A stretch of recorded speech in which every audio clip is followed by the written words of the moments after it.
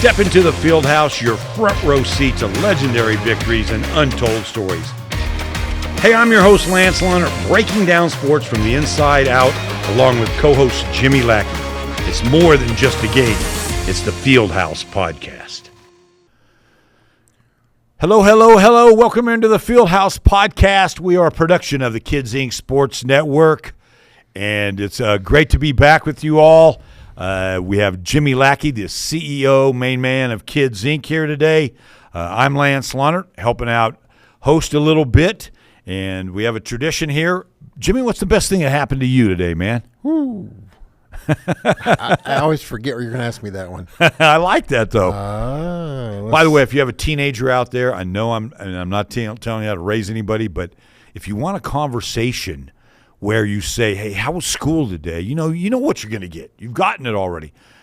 Throw them a curve. What's the best thing that happened to you today at school, or best thing today? And it might open up. A coach once told me, I had him on my podcast real quick, Jimmy, not to jump in, but he said, hey, that opened up some conversation on my team, and I want to thank you for that. So what's the best thing, Jimmy? This is pure self-gratification here, but yeah. Man, my pickup was filthy. And I went home last night, and I vacuumed it out, and I got the spray stuff out, and I wiped down the mats, and I cleaned that truck up. It's been filthy. You could go to Rock Rose, and it just one time, and it's dust. Yeah. And so, but I've had dirt in there, and I cleaned that. To get in a clean pickup this morning was. Isn't that crazy? And it's only going to, because we got meetings tomorrow, it's only going to last about a day. Yeah. But I'm telling you, to get into a clean pickup that I wiped down and cleaned down and armor all and did all the stuff too last night, that this morning was a nice thing to get into. I like that. Isn't that such a great feeling? Filthy. To get into a clean car. Isn't that silly? It's silly. It's like clean sheets, whatever you want to do it. It's just different. It's the simple things in life, but I like that one. I honestly don't know if my truck had ever been as dirty as it really was. As it was this time. Yeah. Are you like a weekly clean the truck guy? I usually at least go. My gosh, the Toon Tonals have vacuums everywhere. I got one right by my house, and I at least go by and vacuum pretty regularly. Yeah. And I haven't in a while. And it was full of dirt. Just takes discipline. If you get in a routine, it was just full of dirt. Then it goes. Yeah. Hey, Jimmy, this is our 78th Fieldhouse Podcast today, and we've had a blast doing this. But we also have another tradition is that we pick a number.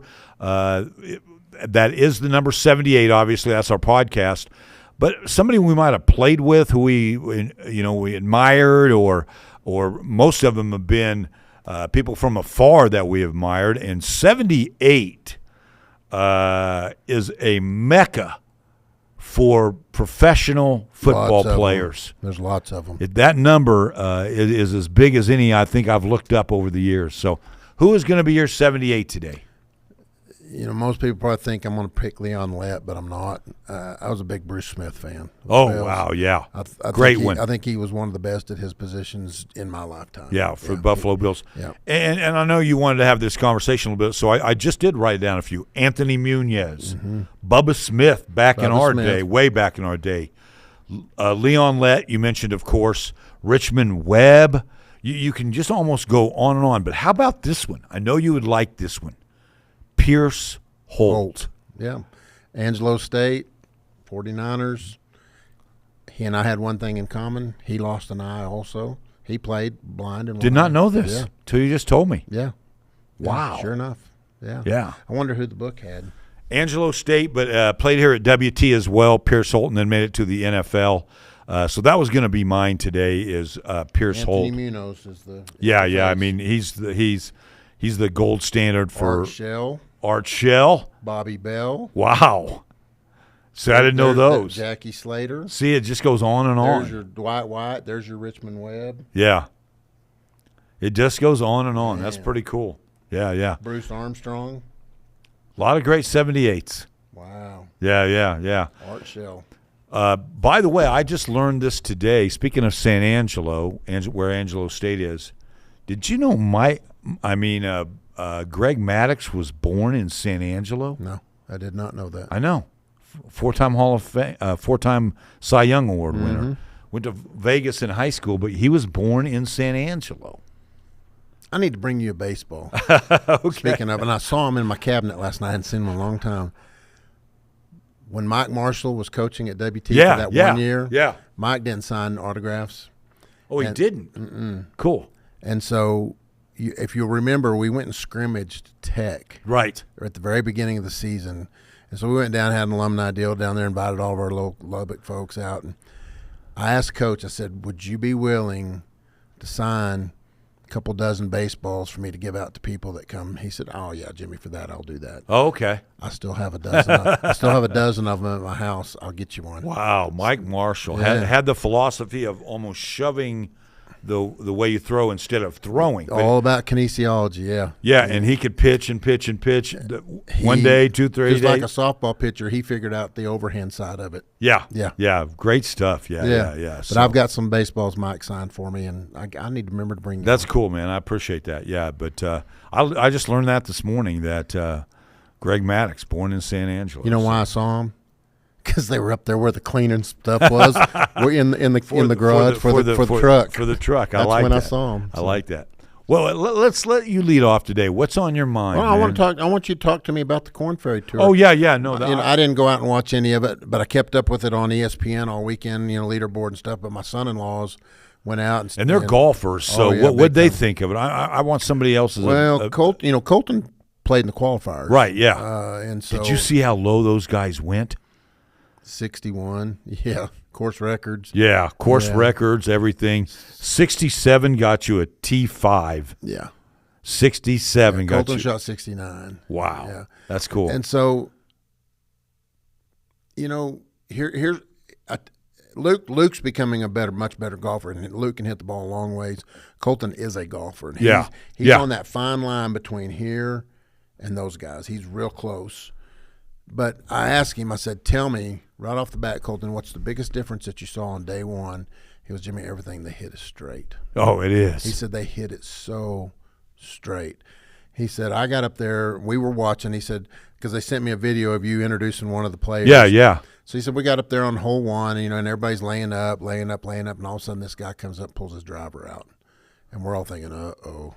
He said he threw that thing up there about 10 yards from the green. Yeah. Said he just straight, I like his view of that, yeah. He said, my biggest take on everything is how, whether the wind's blowing left, right, straight, they hit the ball straight. He said, that's the difference. I like that. He said, we're used to shaping things based on the way the wind blows. They just hit it straight. Yeah. And it was howling, even for our world. They got a taste of the weather around here. Wednesday and Thursday. And so, Jimmy, I just want to tell you this. What also I admired about it was, maybe I would joke. I try to stay out of the way. I got to be the starter, by the way, which was at my age, you don't get to check off many bucket list things. That was a bucket list item, man. Absolutely. You saw them all. Yeah. And so I got to announce. They don't get to play till you introduce them. Exactly right. So I had a big thrill out of that. But I will say this, so I'd say, hey, and I look up where they're from. I bet you it doesn't blow like this in Columbia, Missouri, let's say. And they go, yeah, it blows a little bit, nothing like this. Not one of them complained. You're right. No, you didn't. I looked for it, waited for it. I thought, man, these guys are never going to come back, because of our weather. Yeah. Never hurt anybody. They just play. You know what they say? Yeah, you're right. We play, and someone said, you know what? This is a challenge now, and guys are going to have to make shots or figure it out, and we like that. But not one of them complained. They just said, hey, it's our weather today. We're used to that. We play an outdoor sport. If you can't handle what's ever going to come your way, then you're not going to be any good. I was amazed at that. Back when I played competitive golf, I don't know how many times my dad or my mom would tell me, you're all playing the same course, you're all playing the same conditions, and you still want to complain because the wind's blowing too hard or it's cold. And, our part of the world, it was just never perfect. Right. Those guys get it. Yeah. You play the conditions, and everybody around me is playing the same. I just have to focus on me. That's their mental side of their game that probably makes them a little bit different than everybody else. And a lot of them got into more mental coaches. They have the whole gamut of coaching side. They just said, let's do this. You know what I mean? Like, I'm happy to be here in the OccuNet Classic in Amarillo. But anyway, a tip of the cap for the Fairley Group and OccuNet, for stepping up. It's a big financial step forward. It's a 5-year contract, by the way. Awesome. I want to let you know. So it's not a one-hit wonder. The build around the 18th green, which is normally, if you play out at La Paloma, it's the 9th green, but the build around it was one of the largest, and this is coming from the Corn Ferry people, that anybody's done. And I'm talking about the grandstands. Grandstands where he set up. And here's what the cool thing was. One of those grandstands was for Joe Public. Okay? Mm-hmm. They made sure that Joe Public could sit up there under shade if you just didn't want to walk around, you know what I mean? So I respect that, because a lot of times that's not there. But it was a blast to see it take place. It takes a massive village to put one of those things on. I mean, they had 500 volunteers, and they still could have used a few more, because they didn't get all the sign carriers they wanted and things like that. But it was well run. The players loved it. They were treated as you know. Stacy knows as well. She's in here today doing everything for us behind the scenes. The people of the Panhandle are just nice in general. Yep. You know what I mean? And they're just not used we to know something about hospitality. Yeah, and they were shocked by that. Like, I say hi. The people are saying hi to me. I said, yeah, that's what we do here. Don't freak out. Somebody from Brooklyn or somebody. But anyway, it was a great show. The attendance was really good for the Corn Ferry. I think they were happy. I haven't heard results or anything, but I will say it was for an old dude. It was a lot of fun to be up there announcing. And one of my highlights was on Friday. Ryan Palmer missed the cut. Okay, he struggled on Thursday, like 7-8 over. Came back on Friday and shot 1 under, but missed the cut. The PGA, this is how what goes on behind the scenes. So OccuNet wanted to honor him for being the spokesman, helping to get people, getting the name out for this, pushing with the PGA people that he knows, that that he has some clout there. But so they said, okay, we normally don't do this, but when he comes up, because once they come up to the 18th green, you announce like the last 10 groups, welcome to the 18th green from Amarillo, Texas, from Canyon, Texas, Jimmy Lackey. And everybody claps. They don't do that. Anyway, everybody claps. I haven't even had a dream with that in it. So Ryan's coming up, but they said, okay, we're going to do it on Friday, and we normally don't, but we'll have to do the 10 behind him to make it official. And I said, yeah, that's cool.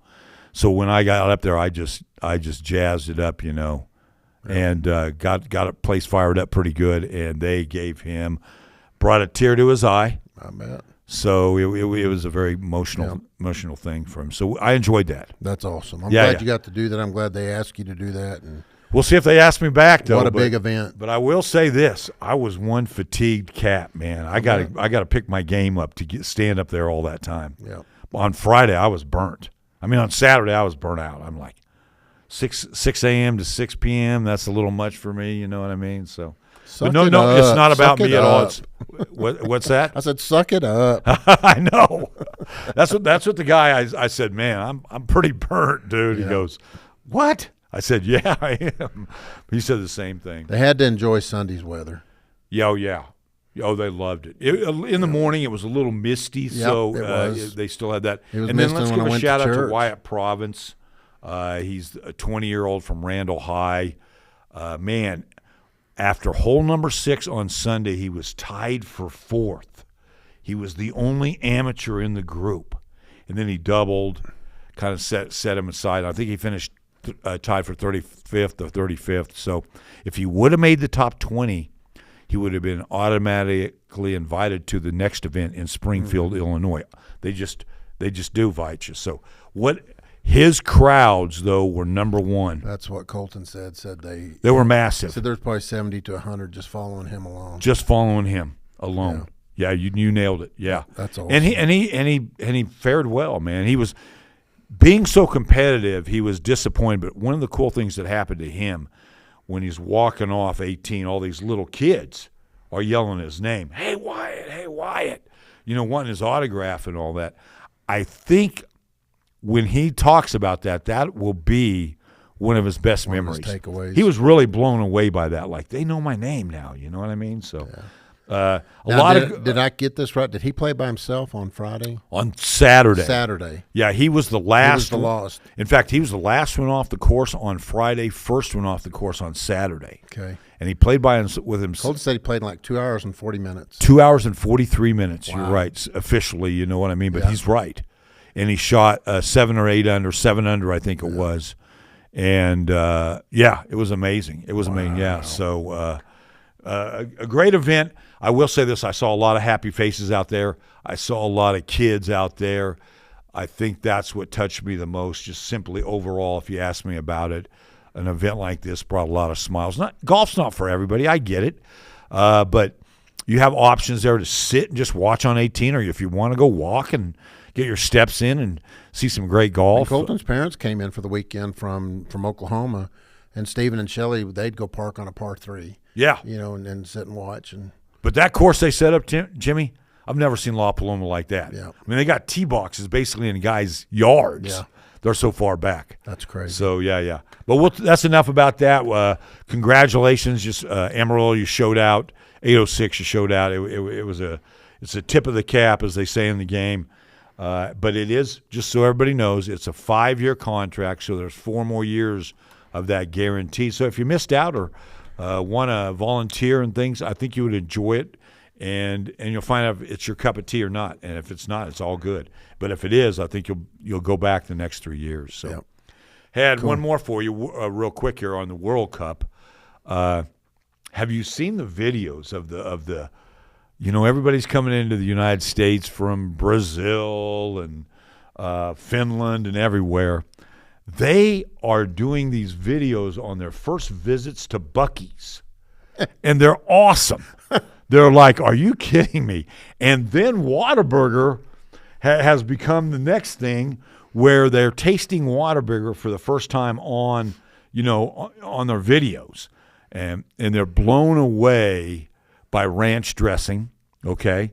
And then also the fries as well. But, yeah, they're hilarious. They're so fun to watch. I've not seen those. That's funny.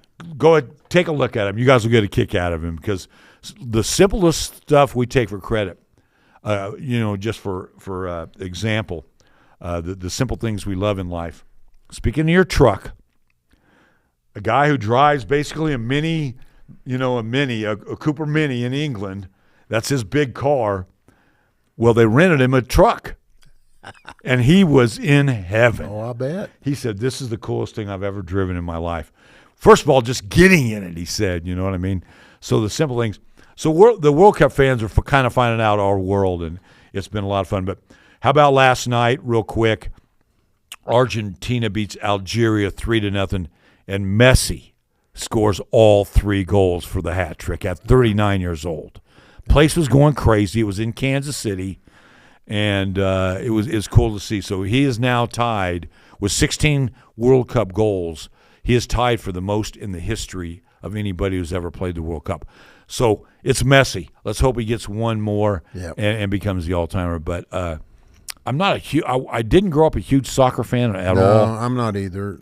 But I really do kind of enjoy this. Events like this will pique your interest. And, yeah. Especially being on our soil. Yeah. But check out those videos, Jimmy, if you don't mind, and Stacy, and tell me what you guys think. It cracks me up. They're eating a Whataburger that we've eaten a million times. They're like, oh, my gosh. You know what I mean? So pretty cool. All right. My top topic of the day for you was this. I know you love college football. Brendan Sorsby. Check. That was on my list. Yeah. Has been in this for, it ended this week that he will officially go into the supplemental draft. Mm-hmm. And he has to do that by June 22nd. So that's why this came to a close at this point this week. It's been going on for 2 months. Tech has been raked through the coals, and in some cases very deservedly so, in my opinion. But I just want to know what you think on the whole Brendan Sorsby thing.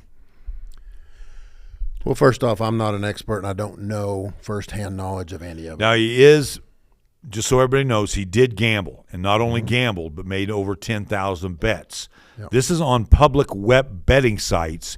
This isn't sneaky behind the scenes stuff. This is This is documented bets. Yep. So here's my take on Yeah. it. And again, I don't know anything firsthand. I applaud Tech in this respect. From the public perception, they were trying to do right by the kid, not by a football player, not by anything else. Do right by a kid and get them help, do the things that they need to do there. That's great.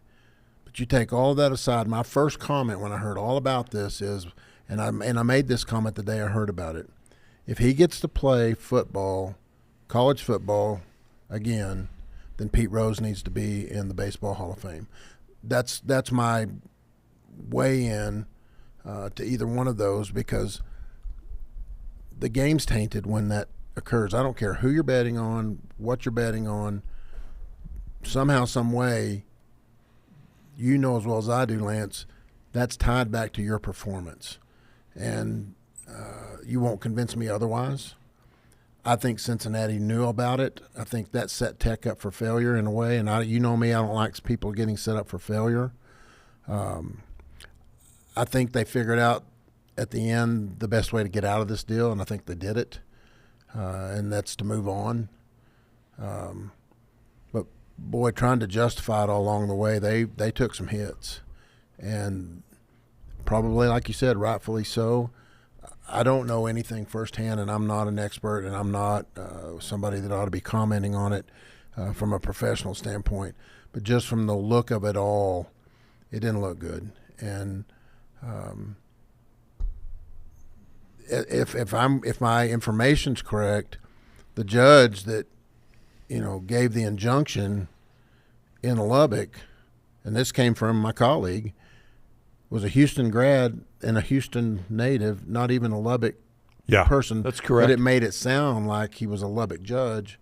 And I looked into that, and that's accurate. I know that. Everybody thought it was a local yokel. And that is factual. I wanted to look that up. Yeah, I like that. And so, but it comes across as, oh, well, no wonder a Lubbock judge would throw that. And then they can't do anything about it till after the season because it's just a legal chain. You won't get to it till then the game's over. I think in the end what needed to happen happened, and he doesn't need to be playing college football. And I've said that from the very get-go once you learned of this deal. Again, I go back to the Pete Rose thing. If we're going to base a kid on merits, Pete Rose is probably one of the best baseball players to ever play the game. All-time hits leader. And so there have to be lessons. And we have to make those at our place here from time to time. Adult gets out of line, and, we don't deal with many kids. It's usually the adults that cause problems at our place. But you get into a situation like that, and you got money on the line, and where the college game is right now, and the amount of money that was involved with that NIL, man, that's just a fire waiting to have more gas thrown on it, and it got gas thrown on it, and you saw what happened to it. It blew up. Yeah, I like your comments there. My thoughts are this, that Tech doubled down. You know what I mean? But first and foremost, we are not talking about a lineman. Unfortunately, we are talking about a star quarterback who has NFL potential to be great in the NFL. The number that's been thrown around is $5 million he received to come to Tech. Okay, so first of all, I applaud Texas Tech for first stepping up and saying, we're getting this kid into rehab. Yep. Okay, it wasn't about we were getting him ready for August to play our first game. We're getting him in rehab, and I believe that was sincere. I don't know. I'm not a personal friend of Joey McGuire's or Cody Campbell's, but I do know them both, and I believe the integrity of them is about helping this young man. Now, do they want? I agree with that. Yeah, and do they want to win? Of course they do. The second thing we learned from this, the NCAA has no control anymore. They're gone. Okay, they don't. So we will see a professional, quote unquote. We'll see the top 40 college football teams separate from the NCAA soon, and form their own league, and then the rest of everybody will play like NCAA is now today. That's what I believe came out of this as well. We saw it's so evident they have no clout. What has clout is the NIL and the portal. You still have to be a great recruiter, but those two things are what resonates with athletes today. And by doubling down, Texas Tech also gained street cred with athletes for defending Sorsby, okay? Because they just didn't throw him out there. They defended his back. So they got that. However, what they also got was, Jimmy, you know as well as anybody, uniting the entire NCAA football is ridiculous. We can't figure out how many teams we want for. We can't figure out our conferences, for starters. Number two, it always shifts how many teams are going to be in the playoffs. We hear all these discussions. No one really agrees on anything. Everybody galvanized against Texas Tech on this, okay? That's the first time I've seen that. So Texas Tech suddenly, fair or not, kind of fighting to not be the little brother anymore to Oklahoma, Texas A&M, suddenly isn't. I mean, but they're getting the blowback. So that's what happened. In my opinion, it's the best thing that happened that it ended now. Mm-hmm. Sorsby is in the supplemental draft. Obviously, his agent and him did the talking. He will be selected. You know, not all of them are when they do this. But it is a black eye on Texas Tech, in my opinion. But it's also reality. I admire him for trying to get him rehab. But this is the last thing I'll say on this, Jimmy. This is the crazy world we live in, too. Brendan Sorsby signs with Texas Tech immediately after playing with Cincinnati, does not play one down for Texas Tech, and walks away a reported $2 million richer. Mm-hmm. That's messed up. It's messed up. It's you nailed it on the head. This realignment, new conference, whatever it's going to be done, can't happen soon enough. Yeah. It cannot happen soon enough. So we can get – the NCAA is a joke, if you want to just get right down to it. They're a joke. And I'm going to go as far as to say this. I'm going to put a little bit of blame on the college presidents for that. The presidents could have stepped in and told the NCAA, listen, we got to fix this. Those are smart people, men and women, presidents of the universities across the nation, smart people, and they didn't take the bull by the horns on this thing. And the root of all of it, everything we've sat here and talked about, is money. Yep, totally. It's the root of all evil. Yeah. And everything we've sat here and talked about for the last 5 minutes about this issue is all centered around the almighty dollar. And I'm going to lay a little bit of the blame at the feet of the presidents of the universities for not stepping up and not taking a stand on some of this, which in fact would have been doing so against most of their head coaches. I understand that. I get it. Yeah. But what are we here for? And I go back to, we've talked about portal and transferring and all this kind of thing. If you don't have X number of credits, you can't transfer. Why do we have universities and why do we have rules if we're not going to follow them? And we're not going to, if you're going to do what's best for the kid, again, I go back to Tech's deal. I appreciate them trying to get him help. Yeah, I do too. What about the academic side of all the other athletes? Pick a sport. Are we doing what's right for them on the academic side so they can get a degree so that when their sport's over, that won't be forever, they can find a place in life to make a living and move on? Chicken or the egg? Yeah. Yeah. So, well said. Yeah. It was a messy situation. But and here's the other thing real quick. The NFL does not give a flip about if he bet 10,000 times. Character is not a part of the NFL, okay? I'm sorry. If you can play in the NFL, you can do some pretty bad stuff off the field, and they're going to try to get you back on the field some way, somehow. So this is not going to be a hesitation for any NFL team to not try Brendan Sorsby as their quarterback. So sad but true. And but I wish him the best. His name is now always going to be associated with gambling. So and Tech. And when he throws an interception in the NFL. And it goes back to, like you said, he's never played it down for Tech, and bless their heart, he's tied to them from now on. Yeah, and he made a couple $1 million as well. So, yeah. I hate it for him. Yeah. Before we get to our quick hitters, I wanted to give a shout-out to West Texas A&M men's basketball program, Tom Brown. Earlier in the week, they signed West Plains' Caden Hooker. He's a three-sport star, out there at West Plains. Wonderful young man. Really nice football player, really nice baseball player, but his passion is basketball. And I think they signed – I'm glad to see a little local flavor. There's a lot of local flavor on there, and we have a little bit of scoop on this this as well. I think by the next time we come back and do a Fieldhouse podcast, one KJ Thomas from Randall will have been signed as his transfer from UTEP to South Dakota did not go as planned. So I think he's going to be signed with WT. I think you're right. Okay. Yeah, I got that on good authority over the weekend. Yeah, Randall, West Plains being represented. Glad to see this. Want to give a shout-out to 3 West Plains athletes. They've been friends since they're little guys in Kids Inc. Caden Hooker is a basketball player at WT. Boston. Yeah. And then you have Boston Ladd, who is a baseball player at WT. And then we have Reed Macon, who is the star quarterback at West Plains, and he'll be playing football at WT. All 3 of those kids were in the first 5th grade class when Kim opened Pinnacle. Wow. Yeah. That is cool. Yeah. Yeah. So anyway, congratulations, Tom. I mean, I know things have changed, and one time we didn't really have any locals, but we've got Emerald High on that team. We've got West Plains. We've got Randall.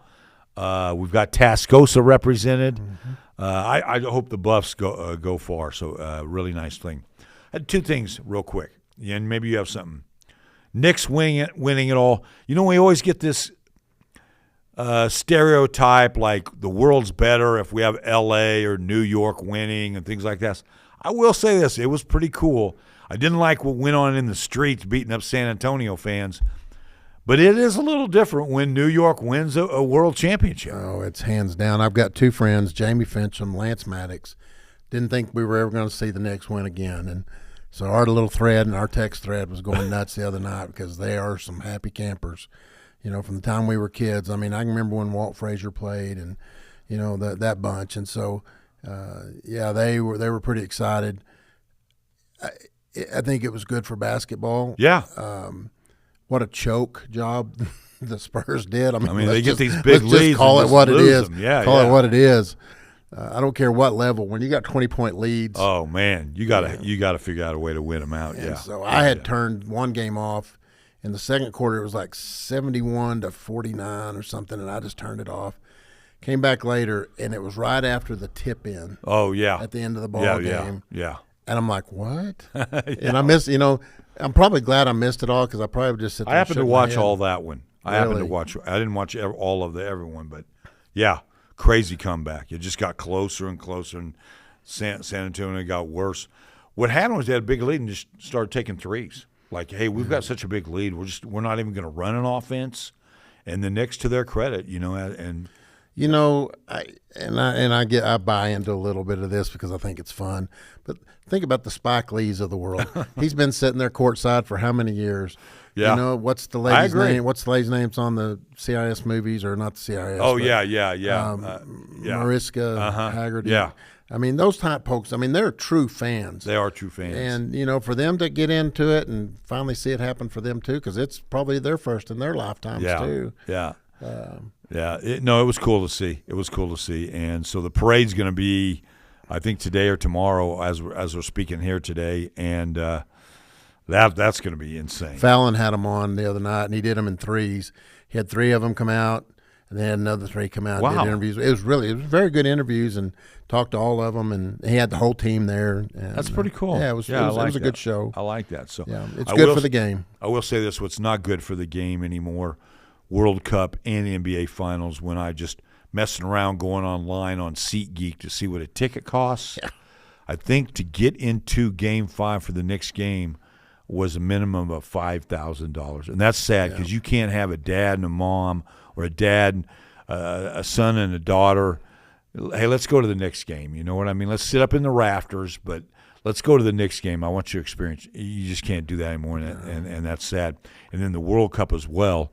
It's in Arlington, And those tickets are absolutely insane. So, oh, by the way, you had the Stanley Cup going on. So yeah, exactly. Yeah. So a lot going on. I wish we could separate a little bit of that. Hey, we've talked about the Panhandle Sports Hall of Fame, but I do want to give Kids Inc. a shout out. I've been involved with that thing, covering it for many a year, as well as on the board. But what you guys do to make that whole event classy and all that, Stacy, want to give you a shout out. Jimmy, thank you so much for taking that over. But it was a good day. It was a great day. So a lot of those people are honored, and got a chance to talk with several people afterward. Sometimes I get stuck talking to one person, so my goal this year was to kind of bounce around, and talk to several, and I did a pretty good job of that, but it was a lot of fun. Well, I'll go back and do what I said that day, and I believe in this wholeheartedly. You always give credit where credit's due. That lady sitting behind the steel, she is the chief administrator of this program, and she runs it head to toe. I don't have to do very much with it. Yeah, no, so it's amazing what she does, in the public, 'cause it's not a Jimmy show. It's a Stacy show, Yeah. and Danny and the crew that helps her years in the past, Ashley and all those that have put their time and sweat into it to make it happen. And, the thing when David Jones came to us years ago and we started talking about it a couple of years ahead of time before we actually took it over, is I just told David, I said, I've got one thing that would have to happen if we're going to take this over. I said, we can't do this at Ordway Hall anymore. There's too many people. What a great call. And I said, he said, but Jimmy, we'd have to pay for the Civic Center. I said, you let me worry about that. And so if there's anything that we did early on is we found sponsors, and they've stuck with us, and I think Stacy would echo that. A lot of these sponsors have stuck with us, and it helps us put some food out there and something to drink, but a place that you can spread out. If you need to get up and go to the restroom, you're not stuck in the middle of an aisle, can't get out.